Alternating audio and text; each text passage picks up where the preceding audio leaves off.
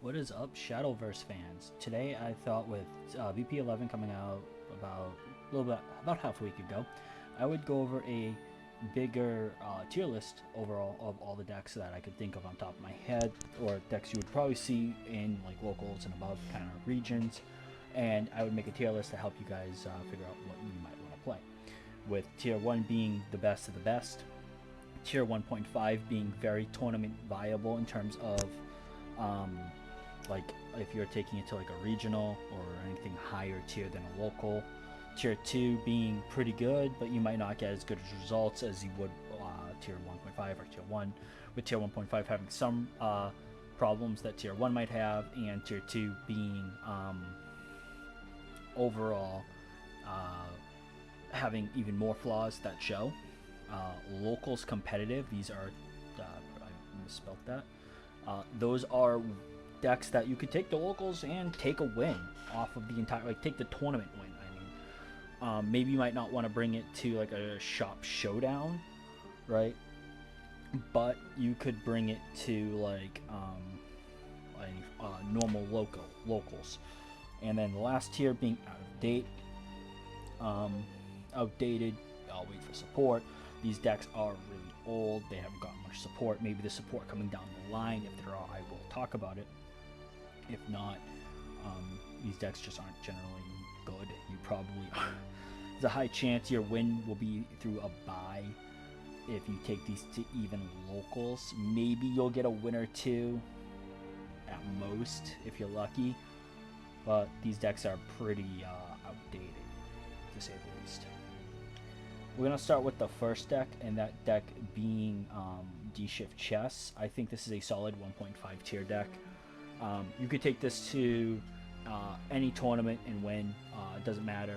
Even in Japan, the winner of that 1,300 person tournament they had was D-Shift Chess.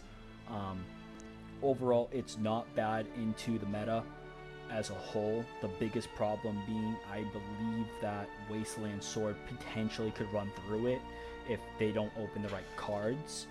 Other than that, though, like, there's a reason why everyone was running it in the 3v3, because it's good against Kagero. It has a good chance against Kagero. It's a solid deck. Overall, I think this deck is a tier 1.5. You could argue the best tier 1.5. You could even argue tier 1, honestly, and I wouldn't disagree. Honestly, I'll put it in tier 1. Probably lower, put it the lowest of tier 1, but tier 1 nonetheless. I think this deck is overall really powerful. Dragon Wasteland. Honestly, I haven't read much on them, nor have I versed them, but to some degree, if I remember correctly, there are tier lists that put it in like in tier 2. Like more like locals competitive, I think is fine. I don't think I would see this going to a higher tier event like Championship Series and seeing this top in a 1v1 tournament, right? It's just like the third, like there's just better dragon picks, right? Even Dragon Kagero, not Vanguard Kagero, is better than this, in my opinion. You get better results out of it, so we could just go with that. This is Wasteland Rune. I think Wasteland Rune is also in the competitive locals.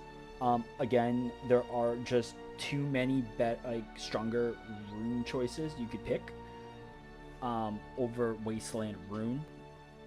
I don't see a reason why you would pick this over like D-Shift Chess or Dirt, right? It is just not as strong, in my opinion.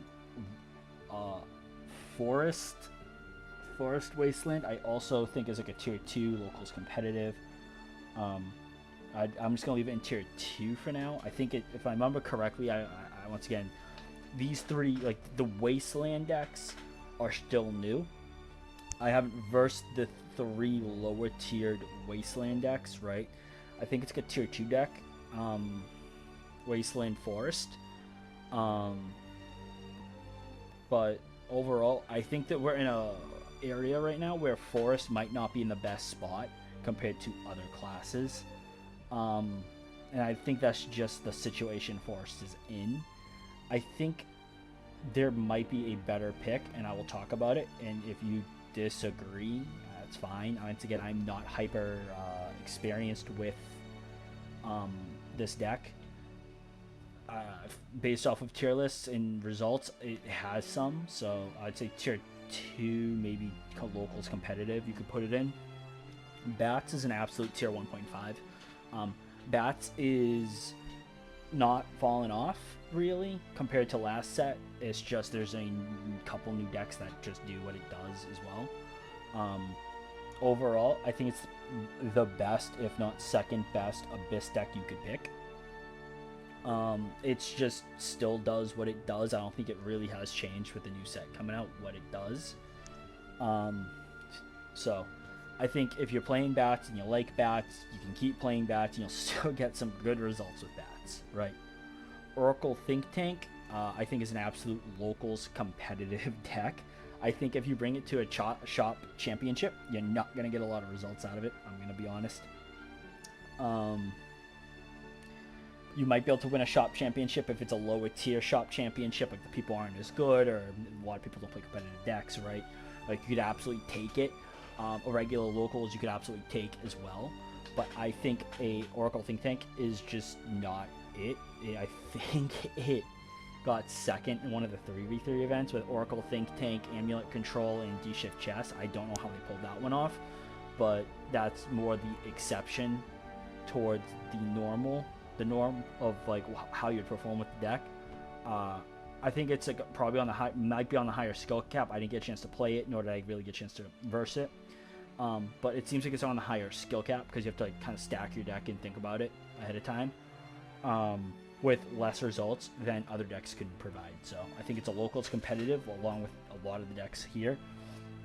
I think if you are taking it to a higher tier past a locals or arguably a shop championship, I think you'd probably not have a very good time. Abyss Shadow Paladins, I would put in probably tier 2. The problem with Shadow Paladins is it's very gas. It either can run you over or it just stalls out. And I would say it's the third best, arguably even fourth best Abyss deck. It's if I remember correctly, it actually did pretty solid in the 1v1 last set. I don't think it inherently falls off from what it was able to do like last set. There might be better choices that do what it does better, but it itself should still be fine. I put it in tier 2 because if you take it to a higher tier event, right? If you take it to like a shop championship, maybe you can squeeze it. Like there's a chance you can squeeze the win. But if you take it to a championship series in set 11, I don't think you're gonna get much done. I'm gonna be honest. Tier 2, maybe you might be able to, if you're some crazy player and you get good luck and you get good tiebreakers and you verse the right matchups, you get the right dice rolls, and you get the going first or going second that you want, maybe you could top it. I think you'd have a lot of like RNG in your favor if you pulled that off. I don't think it's the right call.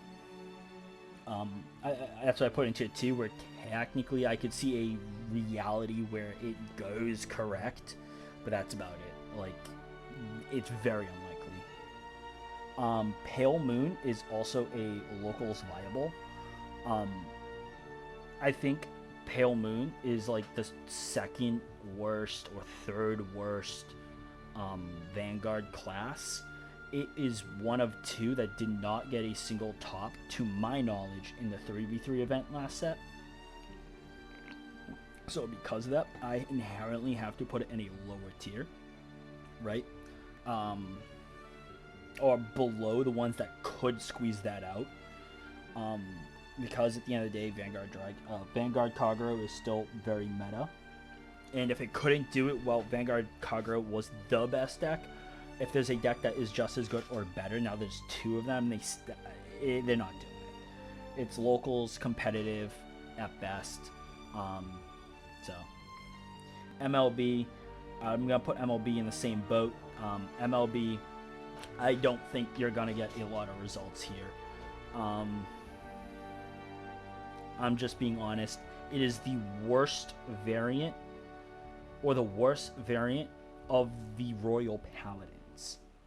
As someone who plays Royal Paladins, even right now in set 11, I can't switch to it. It might have a potentially better matchup, which I haven't really practiced, into D-Shift Chess, but it has a much worse matchup into the other decks. And you can't, D-Shift Chess just isn't prevalent enough to even potentially risk making your matchup better against one deck while making it worse against every other deck. So I couldn't argue it for that reason. Past that, maybe, but I think MLB is a locals competitive at best. This is Kagero Vanguard, and I absolutely think it is one of its top 2 best deck in the format right now. It was the best deck last set. It is the best or second best deck this set. That has not changed. I'm gonna be honest. The cards are strong. The hit to 1 to Vortex Dragon definitely curved a lot in last set. In Vanguard set, right? Like we did, like I said, we saw other Vanguard decks topping. I don't even think it was like a crazy level of Vanguard players that topped the 1v1 event last set. Compared to like every other version of a 1v1 tournament that like could have happened if we had like Vortex at 3. I think, believe it or not, Vortex at 1 curved the deck and more than I think a lot of people thought it would have. And now, so I think overall the deck is the best or second best deck right now. Absolutely. Okay, I'll go through some of these. Like, I'm gonna go through this one quick. This is Passion for Idolmasters. This is out of date. Wait for some support, dude. They already announced a new Idolmaster set. It is much better when that new support comes out. You're not gonna do anything. You might get like I said, you'll be lucky if you get like a win or 2 at a locals. I would be shocked if someone could pull an entire tournament win in this format with people who are competent with their decks while they're playing Passion. Like I said, we are getting support. I believe it's in February, by the way. It's probably like February range is when we should get it. That's my prediction. Maybe I'm wrong though. We're moving on to Aqua Force. I think Aqua Force is definitely locals competitive. Like, I would probably put it like right here. I versed it once. It felt questionable what the objective with this deck was. You just swing a lot, but then if you swing a lot and you have wards, you kind of lose your guys. It is, my opinion, the worst Vanguard deck out there.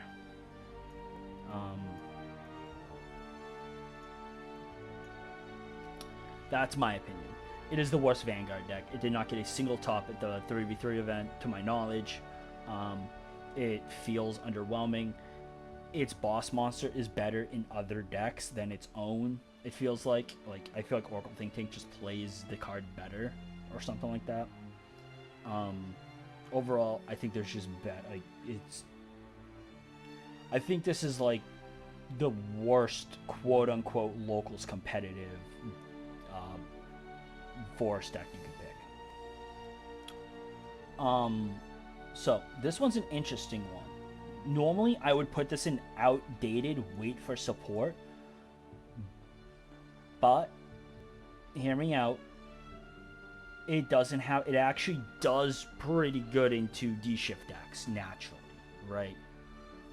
I would put it in locals competitive, probably like right here, only because it does run over D-Shift Chess. I have tested this out. It does run over D-Shift Chess pretty consistently, and they just can't handle it. It does have the ability to do what it needs to. It has more storm. The big thing is, compared to other decks, like, it has a lot of storm options, and D-Shift Chess inherently does really good into non-storm decks, right? The less storm you have, the better for against D-Shift Chess, if you're playing D-Shift Chess. Um, this deck has a lot of Storm, and a lot of their spells are not spell speed 2 or quick play spells. I think it is locals competitive, where it could probably steal some wins against a couple of these decks here. You'll probably get like maybe you'll get a win or two out of it, right? Maybe if it lines up well, you get like a tournament win. You could argue it's the best outdated wait for support deck as well. I wouldn't disagree. So you could argue it like right here or right here. I don't know. I think it's not as... I'm actually going to put it here because it does get better with the new support. And I wouldn't... If someone asked me should they invest into this deck, I would always say no. Unless you're waiting for the new support. If you're waiting for the new support, look at what's being played in the new variant and pick up the cards you might need from that. But don't pick up the core. Like, you're kind of going to bite yourself in the butt if you pick up a whole cool deck, right? I'd say it has, I think out of date, wait for support's the best spot, actually. It just, you know, can do good into one of the meta decks. That's it. And even then, maybe it doesn't, right? Maybe the person I was playing against wasn't piloting it properly. So now for the next deck. This is the more traditional Royal Paladin deck, and you have to hear me out. I'm putting it in tier 1.5. It is probably going to be one of the lower, if not the lowest tier 1.5. But hear me out. It doesn't do good into D-Shift chess, right? But it does really good into Kagero Vanguard, which is arguably the best deck right now. Like, I think my win rate against... As someone who plays the deck myself, my win rate against Kagero Vanguard is really high. I think it's like 70, 75, maybe 80% win rate at this given moment. I have versed Wasteland Sword as well with this deck and taken wins. Wasteland Abyss, if honestly did not feel that threatening to my deck, I kind of ran them over. Overall, I think this deck is slept on. I think it's kind of passed over because a lot of people in like the new shiny stuff. It is not a bad deck. It does actually do good. This deck could, I will say, in a higher tier event, this deck 100% could top. Maybe it needs some RNG in its favor to some degree, right? What I mean is seeing less D-Shift chess. If you, like, every single deck in the meta right now, Royal Paladins can beat on a pretty even to advantaged scale, minus D-Shift chess. You would expect D-Shift chess to be a freer win, but it's actually not, because it has... once the person knows what they're doing with D-Shift chess, you don't lose often against this deck. You don't have enough storm. You'll set up pressure. Your Blaster Blade doesn't do anything because they don't really have monsters on board. You lose a lot of value, honestly. And the thing is, the deck controls the board really well until they can't clear the board. And once they can't clear the board, you really put the hurt in or just kill them right there. Until the amulet gets hit, I truly 100% believe this deck is a least tier 1.5 or the best tier 2 deck.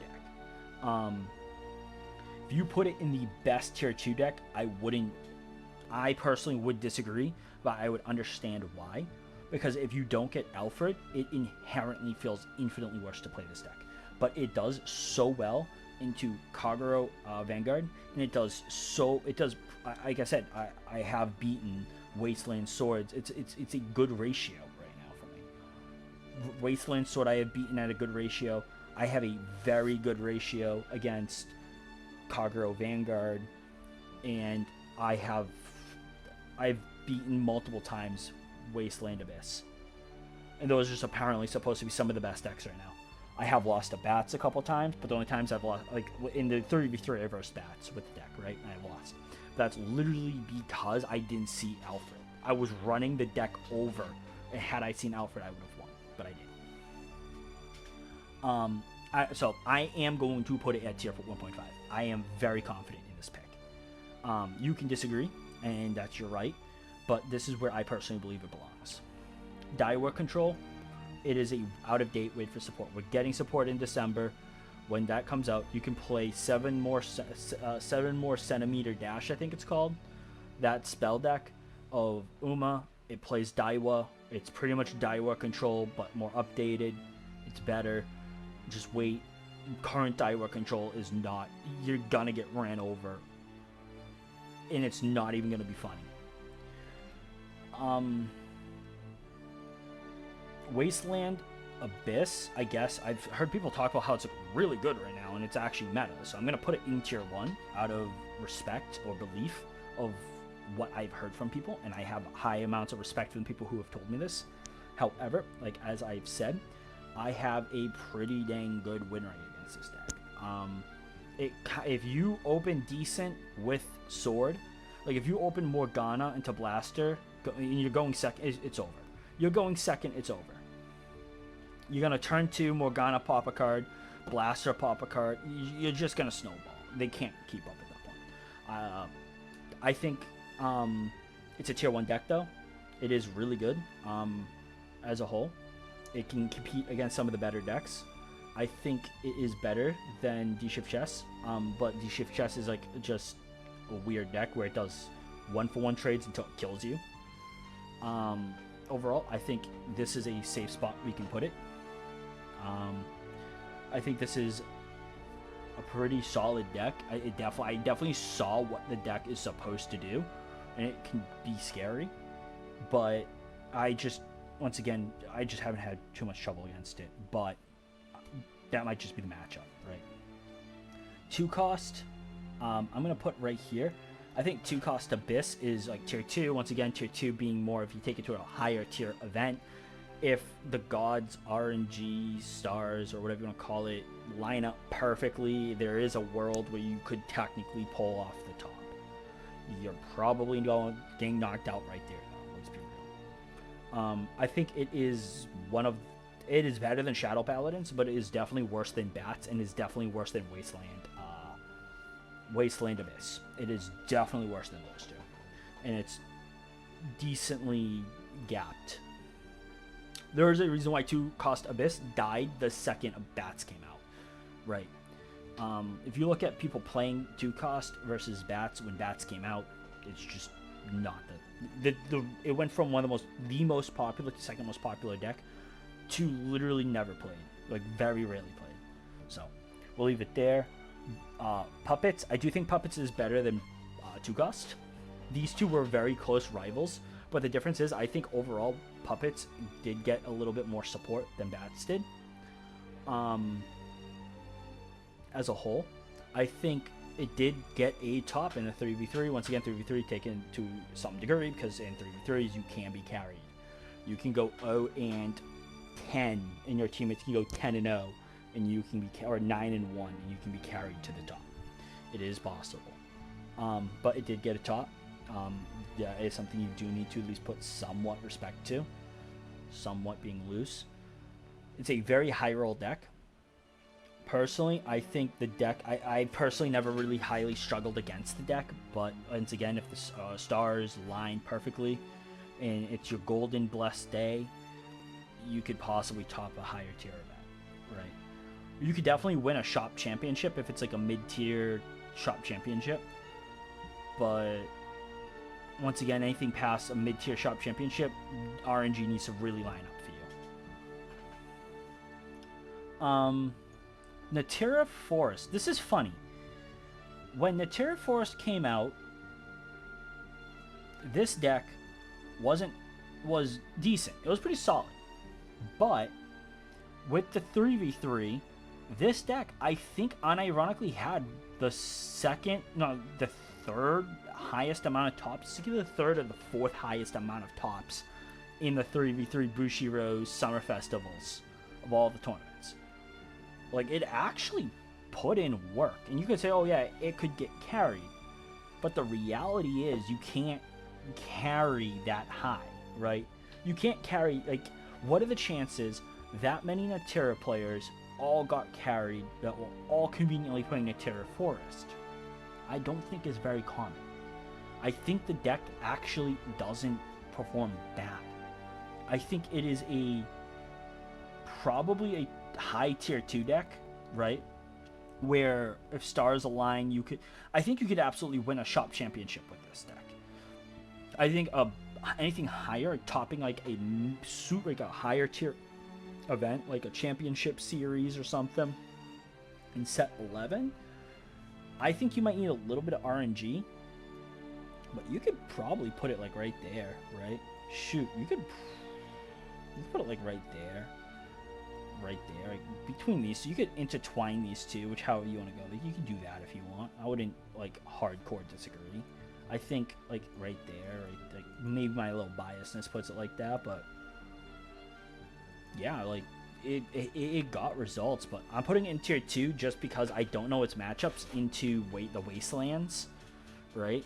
And it might be one of the situations where it's not bad into Kagero Vanguard and then not bad into D Shift Chess, right? And that's kind of why it was so popular. So I'm going to put it right there, tier 2.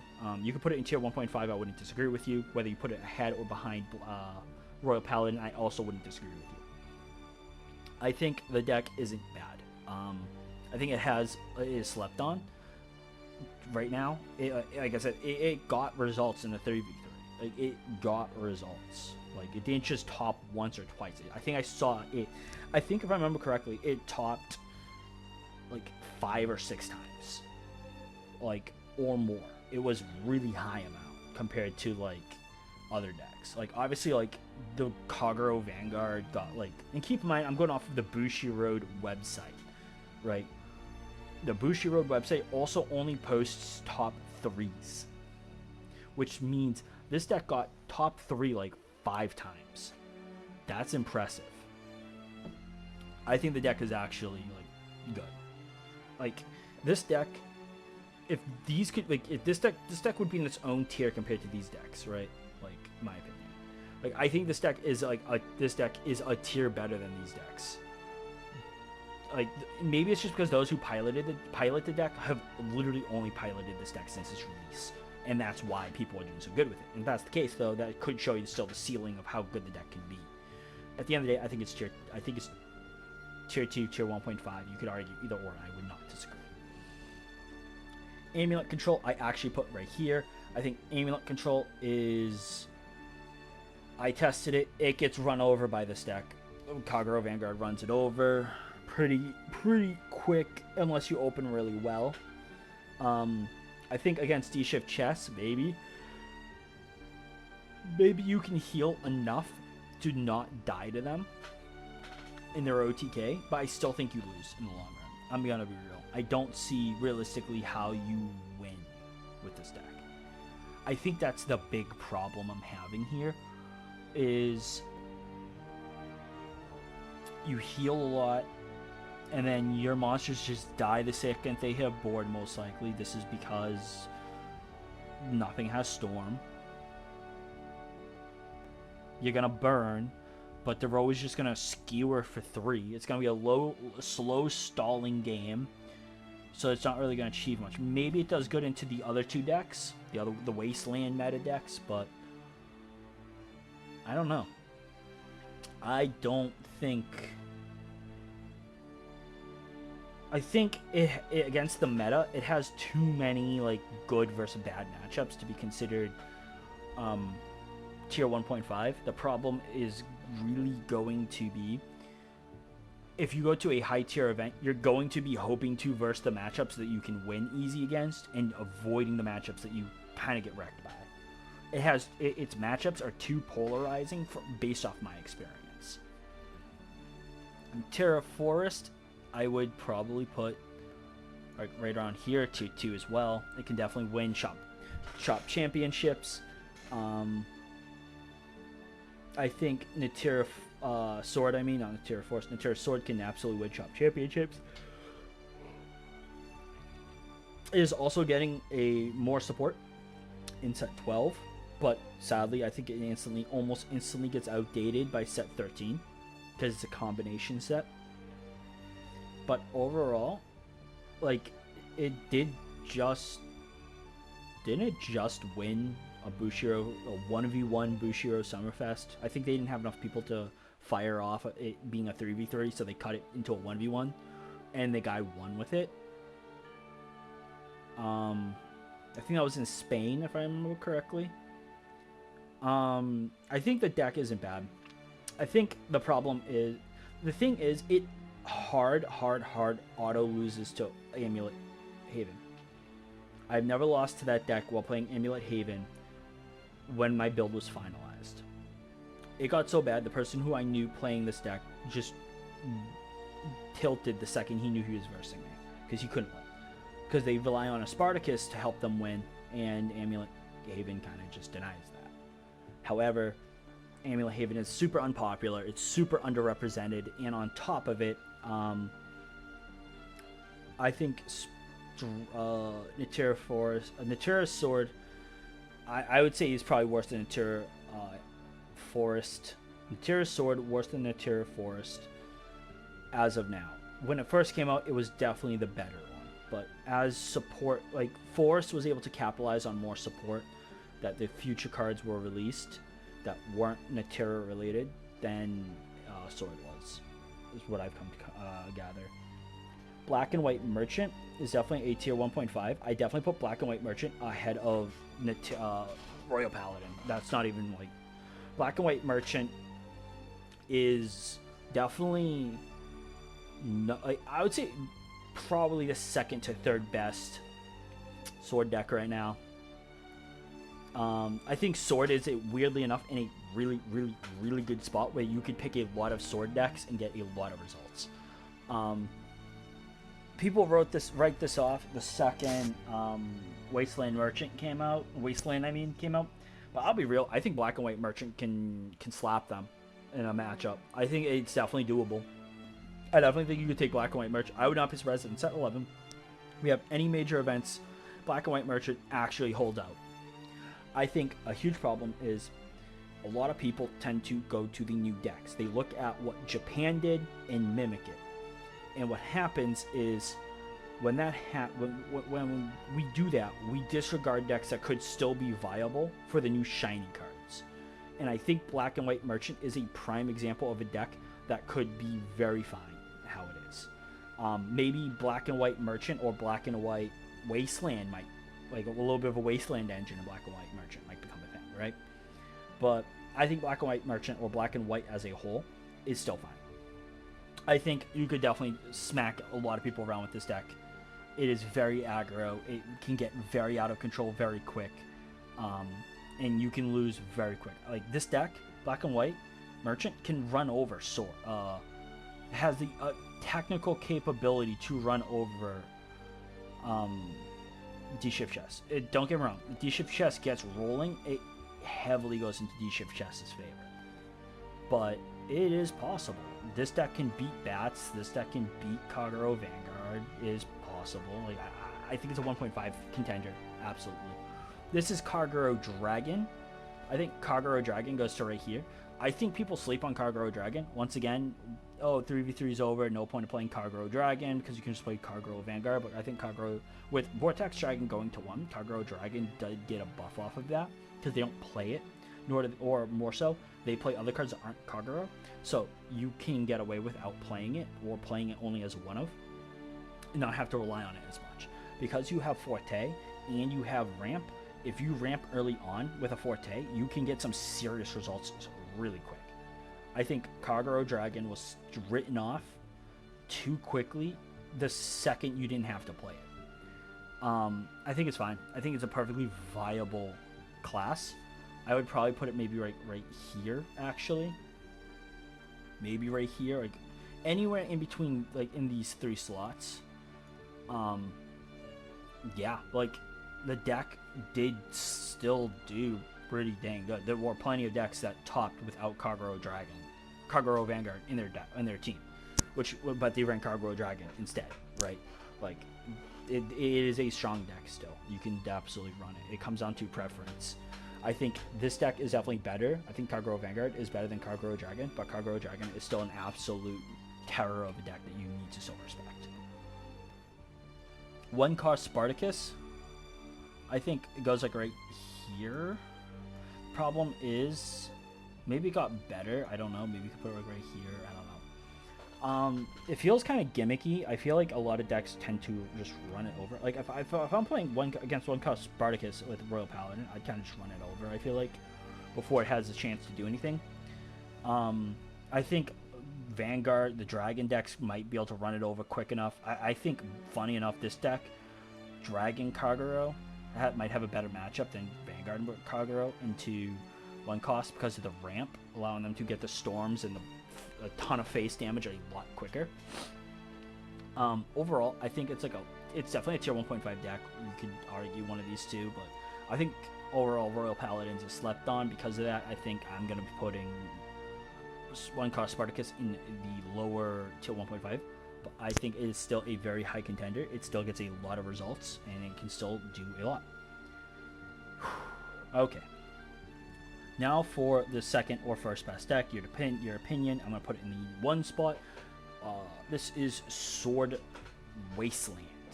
This deck is strong. This deck, like I said, I do have a good matchup into it, but it still very quickly can go against me.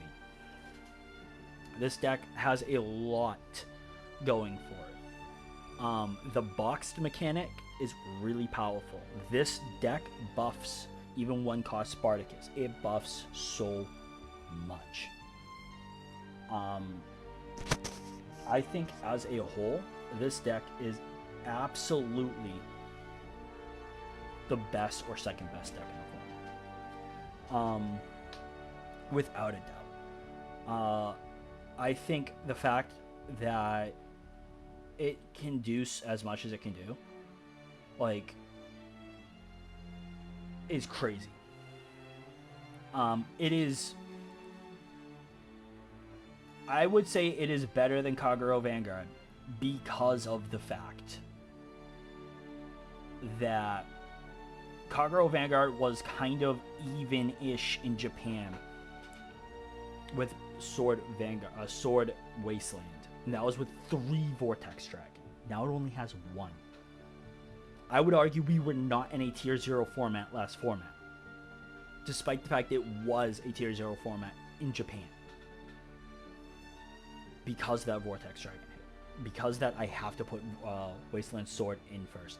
It has really good synergy with so many of the generically good sword cards.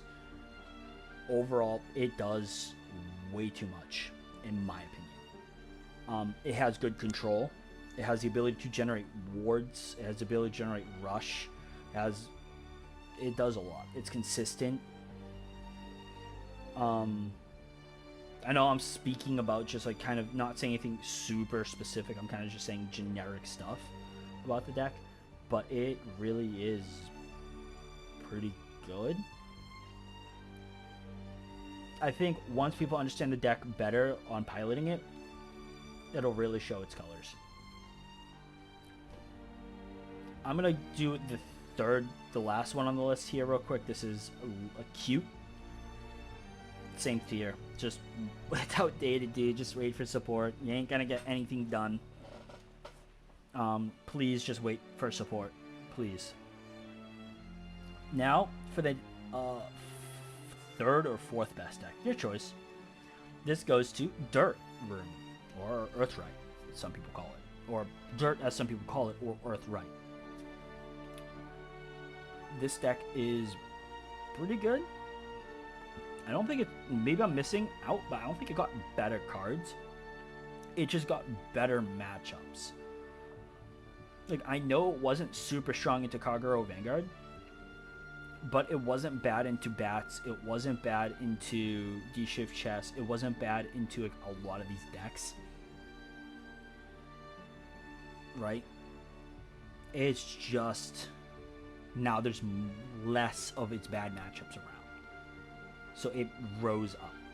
Maybe there's a new Earthright card that came out that I'm not aware of, but that seems like that's kind of the situation, is it got better matchups, not that it itself got better in power. So it's definitely a tier 1 deck. I think these are the 5 best decks in the format. Absolutely. I think it really is crazy that I think these are absolutely the 5 best decks. I think these are the decks you'll get the most consistent results with. They tend to go good into some of the decks that we are versing and really good into other decks. I think overall as a whole, these 5 decks will generally net you the most consistent results. I think the tier 1.5 with tier 1, the last deck though is not tier 1.5. I mean not tier 1, is 1.5. I think is the worst 1.5. Even tier 2 you could argue. This deck is a investment deck. I would put it like right here actually. This is an investment deck. It gets better as more sets release, but is not as good as the others. Actually, I'm gonna put it right here. I'm gonna be a little biased as a Haven name. I think it isn't bad. I've seen it doesn't have a lot of tops in Japan in this format. I think it is definitely the worst 1.5 deck, or this best or second best tier 2 deck. Like you could do this, and I wouldn't disagree, right? The biggest problem here is that it is missing things that like the other Wasteland, these 2 Wasteland decks just don't have. And keep in mind, I'm gonna make a new tier at the end of this. Add row below. I don't know. Haven't. I'll just leave it. I don't know. Because I don't want to upset people. We'll do that. I genuinely don't know with these, so I don't want to leave them in locals competitive and then be like, oh yeah, Puppets is better. I don't know. I think they might be tier 2.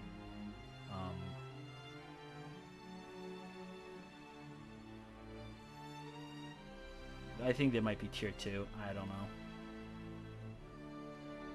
But I think Wasteland Haven does have potential. It gets better when you get the when Seaside Memories come out. We get a card that helps the deck, and then we go into set 13. Not 13. Yeah, 12, 13. Then we go to 12, 13.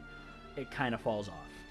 We go into Jamlet as a Haven player, but then set Uma, when Uma comes out, the deck really starts to take off. It really starts to get more power, because then you start doing Uma, you start doing Majora Wasteland, and then in set 15, no, is it 15? Is it 16? So 15 or 16? I think it's 16.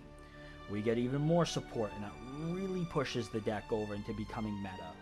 Like, it's a deck that I would say if you're gonna play it, and just keep playing it. Don't stop playing it, because it only gets better as time goes. It gets support that improves the deck. It gets engines you can put with it that improves the deck. It will eventually hit tier 1, but not for a while. But it will always be, it will be the Amulet control deck of the new of the new sets, of the current set and forward, where it is going to be in the shadow and it can absolutely steal everything. However, unlike Amulet Control, Wasteland gets actually really good in terms of tier. Like I said, it eventually does become a tier 1 deck in set 16. You just gotta wait it out. It will always be viable for a long time. It is the investment set. It is, as many of us Haven players know, you pick a deck up and you play it for like half a year because it's gonna be the best thing we get for a while. Yeah. So we have, this is our tier list. We have the 5 best decks being Wasteland Sword, Vanguard Kagero, Earthright Dirt Rune, Wasteland Abyss, and D-Shift Chess. We have our tier 1.5 decks. These decks are very still competitive. They just might have a flaw or two, or a little bit of outdatedness aging to the deck compared to the newer decks. Or maybe just matchups aren't just quite as nice to them. We have Bats, Dragon Kagero, Black and White or Black and White Merchant. You have Royal Paladins with High Dog Breeder. You have 1-cost Spartacus, and you have potentially at Tier 2 your choice, Wasteland Haven. Tier 2, these decks can absolutely take wins at shop championships. You could potentially top a larger event if RNG is absolutely in your favor and you get all the matchups you want and all the dice rolls you want. And you play well. These are Natura Forest, which once again you could technically put that in Tier 1.5 and I wouldn't inherently disagree with you. You have Natura's Sword. You have Amulet Control Haven. You have Puppets. You have 2-cost Abyss. And you have Shadow Paladin. For local competitive, these decks are not going to most likely win you. These decks could win a regular locals, but probably is not going to win you a shop championship. Anything higher than a shop championship, you are very much advised not to run these decks. That is Oracle Think Tank, MLB. That is Pale Moon. And that is Aquaforce. The decks I recommend not playing at the moment, but if you're going to pick up, this is an investment for their future support. Wait for the support before you play these. These are the 3 Idol Master classes and Daiwa Control. And I don't know, I haven't versed these decks, I haven't done a lot of research into these decks, I haven't seen these decks play yet. I don't know where to place them. They're probably Tier 2, Tier 1.5 would be my guess. But I don't want to place them anywhere and be wrong. Thank you guys for watching. I know I haven't been around on streaming in a while. I've been busy with college. I know I haven't been uploading hyper consistently for the same reason. I am going to try to get back into this more often. I love Shadowverse. I still play it a lot in real life. I need to get back into Worlds Beyond. I need to start streaming again. Let me know what you guys think about the idea of streaming some of my IRL gameplay.